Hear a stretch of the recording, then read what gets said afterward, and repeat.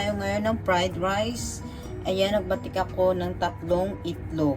Ayan po guys. Batikin lang natin to.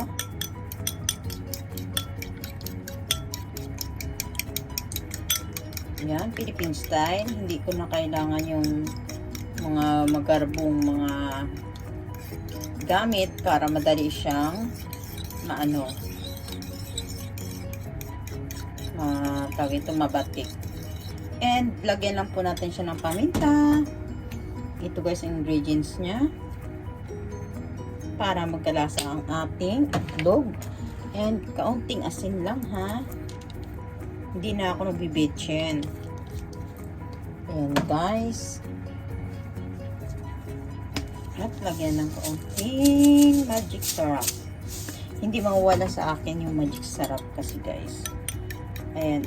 Baka naman exponsoran tayo ng magic syrup. Ayan. Naibati ko na po yung itlog. At ang kanin po ay atin ininit pa. Ayan. Pakaabangan ninyo. At hindi na ako maglagay ng mantika. Ayun. Hindi na ako maglalagay ng mantika kasi no need na. O diba? And mag-ano rin ako ng kare-kare. Dalawang kanin, dalawang rice ang atin ilalapag.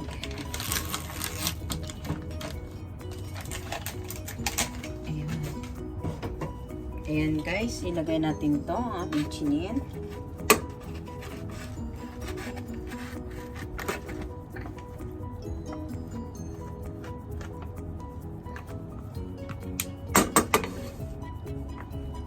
Medyo malagkit ang ating kanin, masarap. And isa pa, bali dalawa siyang rice eh. Nako, lagot, walang diet. Bukas na ako mag-yoga. Ayan, at magsindi tayo ng apoy. Walang mantika-mantika yan guys ha. Simple lang po ang aking pagluluto ng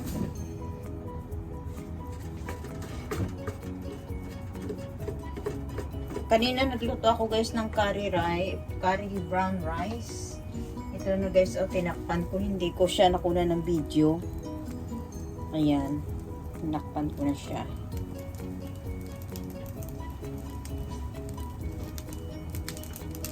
Ayan na natin muna sa dyan para maging malutong.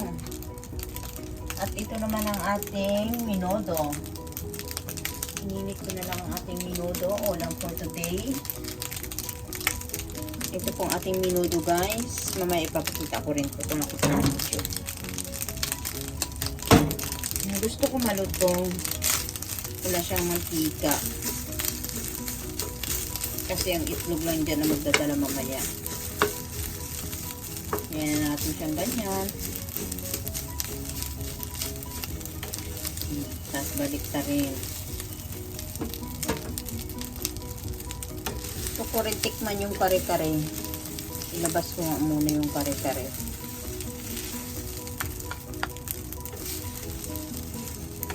Naku, mapaparami yung kain ko. Bumabawi ako ngayon guys. Naku, huwag naman sana bumalik yung timbang ko.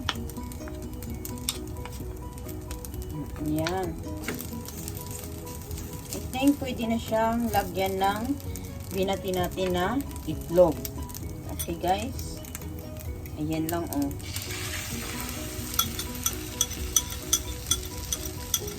Yan lang siya guys. Oh. Oh, diba? Yan lang din. I-combine lang muna natin siya. Ihalo-halo. May fried rice na kayo. With egg.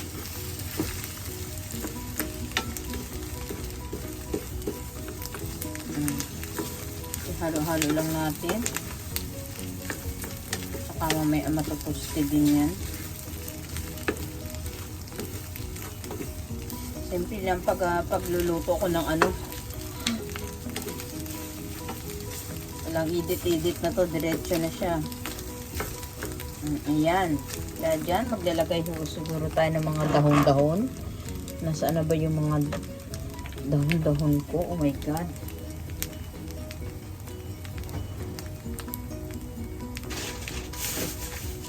Ito ba, saan kari-kari? Tingnan natin.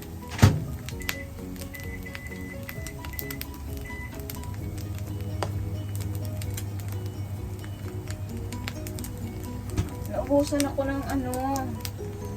Akala ko nandito pa yung mga dahon-dahon na mga ingredients. Saan pa yun na ilagay yun? Okay, simpleng ano na lang ito. Simple lang siya na fried rice with egg. I-toasted lang natin siya. Masarap na to guys. Nako.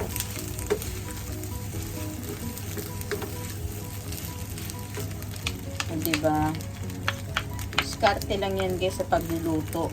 Kailangan at least makakain ka ng masarap na. May kanin ka na, may ulam ka pa. O, diba? I-combine mo lang yung itlog sa kanin. Tapos ipilituhin mo lang. O, diba? Bilis lang. Ayan, o. Gusto ko yung malutong-lutong. Kaya, nilulutong ko siya, guys. Ayan, o. Look yummy. At iniinit natin yung ating kari-kari. Tsaka ang ating minodo is okay ng ating minodo. Yan muna siya. Tingnan natin ang ating minodo guys. Papakita ko sa inyo.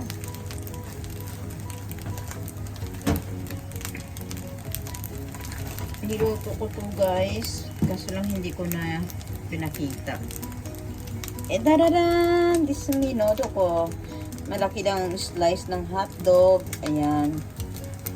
Kasi galing pa rin siya sa chin. Kaya hindi pa nakumbay yung sabaw. Bet, baboy ito. Itong minodo ginamit natin ha. Ayan po.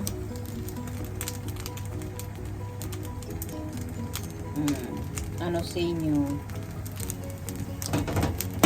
Dito muna tayo sa ating pilaps kung tatawagin. Nabusan ako ng green leaves. Pang design sana. Pwede ko na siya i-combine dito yung brown rice na niluto ko kanina.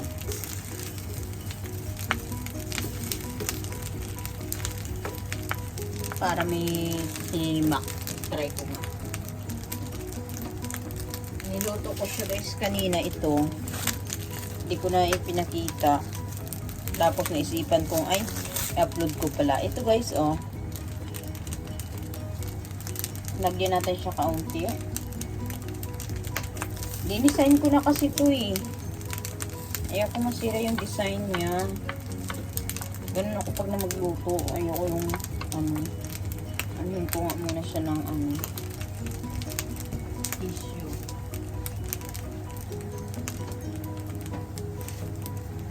Mas okay itong brown rice kasi pang diet talaga. Ngayon, naglagay lang tayo ng kaunti para kahit pa paano mayroong brown may kulay ang ating ating lutong fried rice. Yan simple lang talaga guys pagkain Pinoy ito. Pag may itlog ka lang dyan,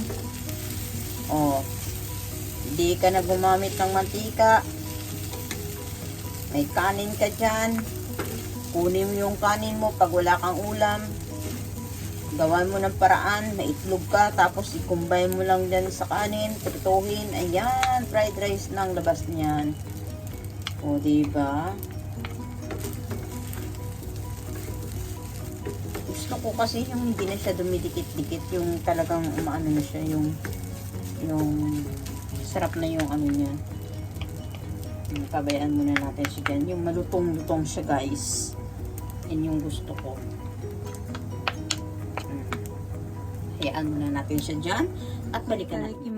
Ito na po yung naluto kong chaham. Kung tatawagin dito sa Japan. po siya. Yan ang itsura niya. At ito naman natin pork menudo. Ayan. At may drinks tayo dyan. Cold water and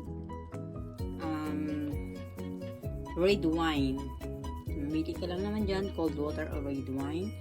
And nandito na ang ating special kari-kari. Ayan, kari-kari yan guys. Niluto ko yan, hindi ko na-upload. Okay, ito yung ano niya oh. Ayan, nandyan yung ano niya oh. Buto-buto. Ang ano ng baka. Ayan po. Ayan. Mayaman. Ayan guys. Ayan, ayan. Thank you Lord, thank you Jesus. Kain po tayo mga kaibigan. Samahan niyo ako mga langga. Sana nagustuhan ninyo ang vlog ko for today. At nako Diyos ko, hindi ako ngayon magda-diet. Lapang na to, lapang. Kain ako. Ayan guys. Looks yummy. Ito gusto ko itong mamay sipsipin ng laman nito eh. Nakabili ako ng oxtail. Tapos, lambot niya oh. Tapos, nilagyan ko pa ng tuwalya. May talong. At nilagyan ko po siya ng kaunting ano ha.